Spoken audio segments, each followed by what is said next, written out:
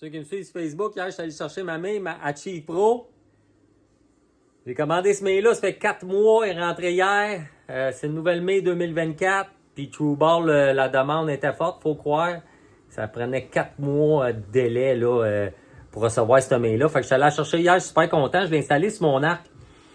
C'est une mail qui coûte cher, la Achieve Pro, mais bonne, il y a des raisons pour ça. Premièrement, on tire, c'est de l'arc, de tir à l'arc, c'est de la précision. Fait que ça nous prend une main qui est précise. Donc, les ajustements sont précis, les ajustements sont fins. Quand on parle d'ajustement sur une mire, on parle pas juste d'ajuster en fonction des distances qu'on tire, puis en fonction de notre point d'impact, là. Il y a des ajustements d'axe sur une mire. Il faut s'assurer que notre mire est à niveau avec notre arc, que les deux forment un tout, que quand l'arc est à niveau, que la mire est à niveau.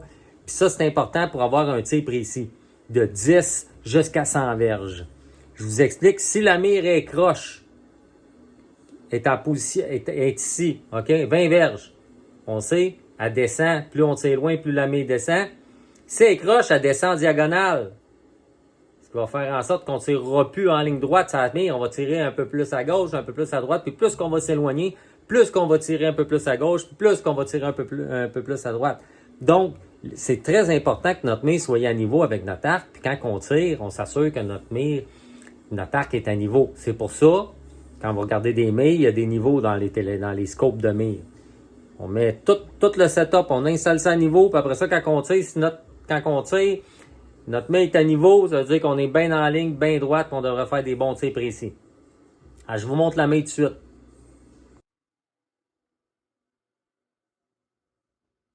Super de belle mire, j'ai installé mon scope UV3 dessus.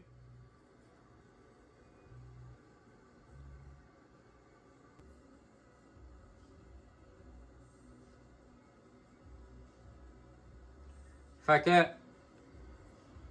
les axes, je vous explique. Comment est-ce qu'on fait ça? Ça prend un stand pour mettre notre arc à niveau. OK? Moi, c'est pas le meilleur, honnêtement, c'est pas évident, mais ça prend le temps de le faire, bon, on y parvient. Donc, notre arc, il faut qu'elle soit à niveau. Dans ce sens-là, alors ce qu'on fait, ça prend un niveau comme ça. Mais ça accorde pour mettre ça à niveau. Gauche-droite. OK? On met à niveau dans l'autre sens aussi.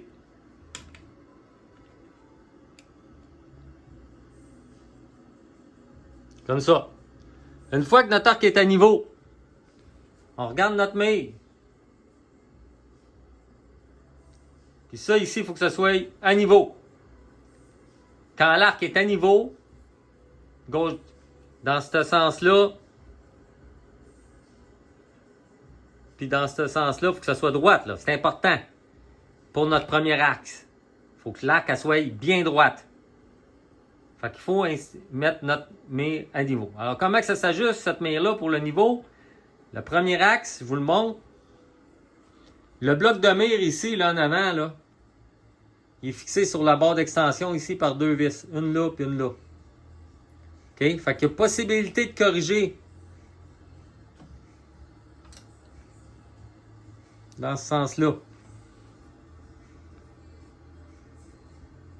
OK? Comment?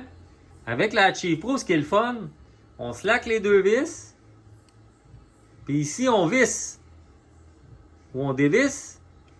Ce que ça va faire, notre premier axe ici, ça va faire en sorte de bouger la mire, bien sûr, et si ça se fait ça, notre main ici, on va être capable de mettre à niveau. Fait que notre premier axe, c'est ça. Une fois qu'on a mis notre premier axe à niveau, notre deuxième axe, en fait, c'est un peu sur le même plan, sauf que c'est le bloc de mire ici. Lui, là. Il est-tu à niveau? OK?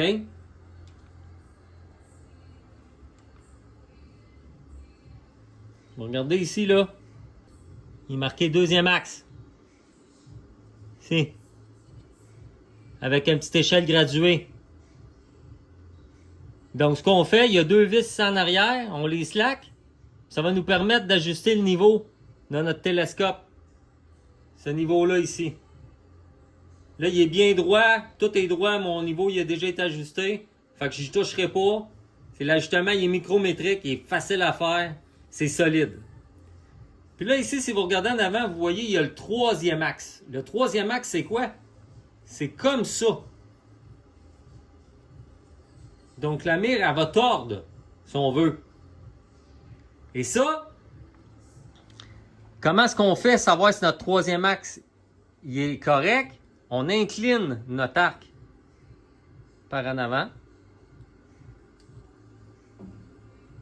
Comme ça. On s'assure que notre arc est à niveau. Soit en mettant sur l'arc, soit en mettant sur la corde. Moi, mon arc il est plat. Le riser, il est plat. Fait que je peux mettre ça sur l'arc comme ça.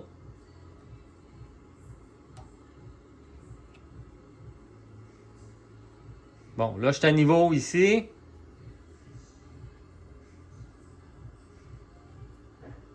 Ici, il faut que ça reste à niveau.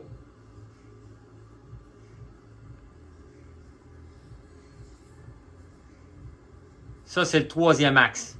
Bien important. Pour l'ajuster, ben, sur la Achieve Pro, c'est super facile. Ici, en avant.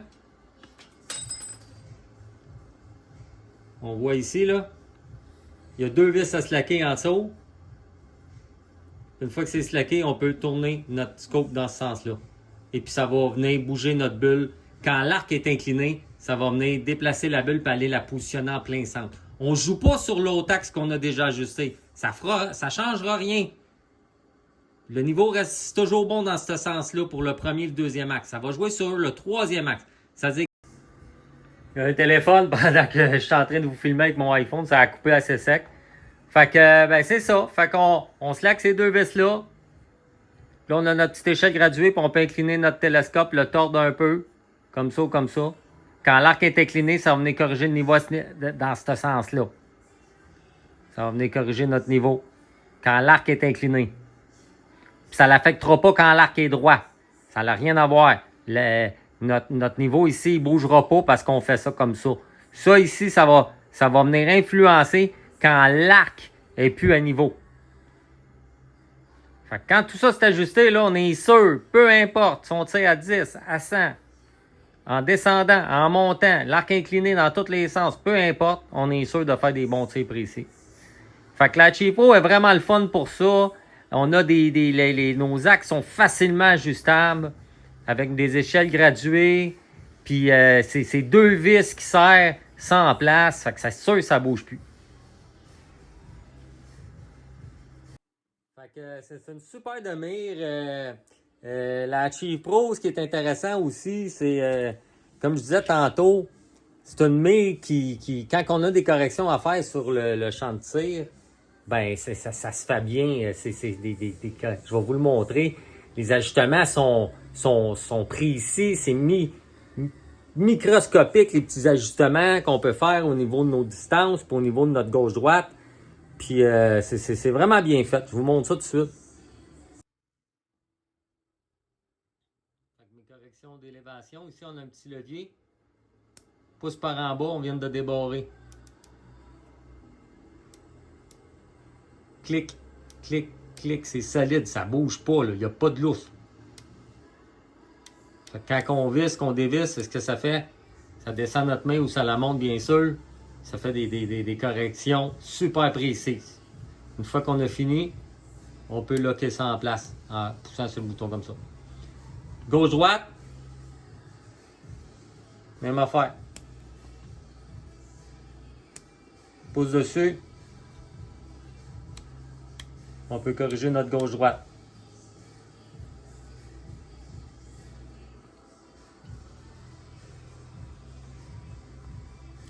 Encore une fois sur le dessus de la main ici, on a une échelle graduée pour notre gauche-droite qui nous aide à voir vraiment la correction qu'on fait. Donc ça, c'est génial. Puis ici, si on va aller vite, on passe de 10 verges à 80 verges. On va pas tourner ça pendant une éternité pour descendre. C'est des micro-clics, fait que ça peut être long. Tout ce qu'on fait, c'est qu'on pousse ici. Puis le bloc de mai descend au complet. Puis on le relâche. À notre position.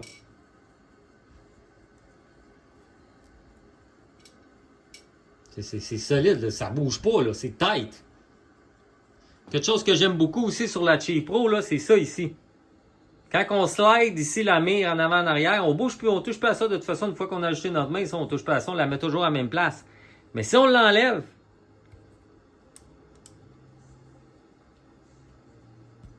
puis on veut remettre ça à la même place, ce qui est intéressant, là, regardez ça en dessous, là, il y a un petit ball bearing, une petite boule argentée, qui vient vraiment faire en sorte que quand on rentre la mire, on voit sur le dessus de la mire, il y a des petites encaveurs, là. Fait que ça fait en sorte que ça s'en va se placer direct où c'était, là. Regardez la petite boule, qu'est-ce qu'elle fait, là. Pouf, elle est à sa place. On le sait que ma main est à sa place. Moi, c'est le 4e trou. Une fois que c'est fait, on voit ici la façon que ça vient barrer.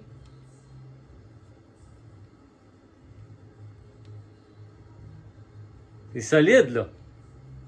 C'est à sa place, ça vient serrer solide. C'est une pince qui vient fermer sur la barre d'extension qui vient en faire. Elle est à sa place, elle ne bougera plus, puis elle est tête. C'est vraiment ça, c'est nouveau sur les Mir Achieve, les True Ball Achieve Pro. C'est nouveau. Puis ici, l'extension, ben, elle est faite en carbone. Puis de la façon qu'ils ont fait le carbone, c'est pour éliminer le plus de vibrations possible dans la main quand on tire. Il y a énormément de vibrations qui vont dans les mains. C'est parce que la vibration, ça va toujours vers en avant. Fait que ils ont fait cette barre d'extension-là de façon à ce qu'il y ait le moins de vibrations dans la main pour que ça bouge moins, là, que ça soit plus solide, puis que ça lousse pas. Puis, ce qui est intéressant, il y a des ajustements. Voyez-vous ça ici en dessous, là? C'est de faire en sorte que comment tight le bloc de mire est sur ici, là, sur l'ajustement up and down, là, pour s'assurer que c'est tight. Ça, c'est pour ajuster la tension. Si je veux, là, quand je pèse sur mon bouton ici, sur le dessus, là, pour descendre ma mire, là, si je veux que ça soit plus lousse, j'enlève la tension sur le bloc de mire. Si je veux que quand j'ajuste up and down de même avec mes doigts, je veux que ça soit plus tight, ben, je mets plus de tension.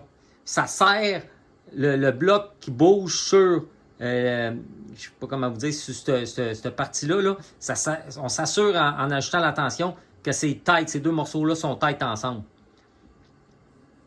Il y a une vis ici, à quoi ça sert. Je la dévisse, je peux défaire ma mire d'après mon scope d'après ma mire quand je la mets dans mon case, par exemple. Je veux la mettre dans son étui, là, ma mire, là, je peux le faire. Puis quand je la remets à sa place, là, j'enlève ça, là, je slack ça, je l'enlève.